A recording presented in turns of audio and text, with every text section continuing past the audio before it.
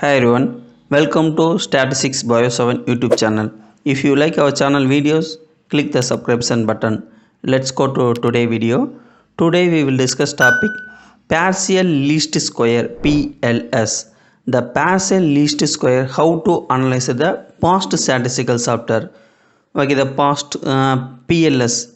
The partial least square or partial least square regressions PLSR is a popular method for relative importance analysis in fields where the data typically include more predicts than observations.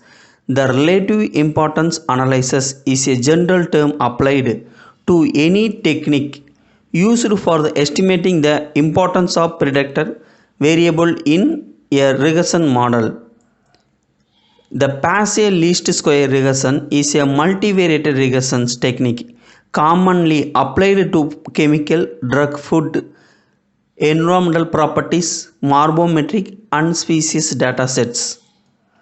A common application is to model the relationship between the spectral measurements IR and UV, which include many variables that are often correlated with composition or other physicochemical properties.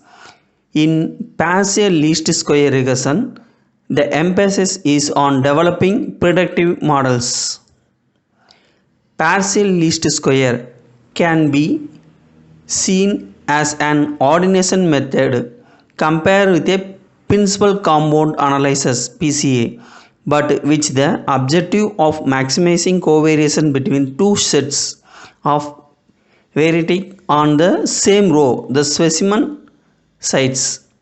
For example, the physicochemical and the environmental data collected on the same species can be ordinated on order to study covariated between the two. The partial least square. How to analyze the partial least square in the past statistical software, the multivariate and ordinations, and partial least square PCL. How to analyze it in past statistical software. The full video link mentioned to the description box. Thank you.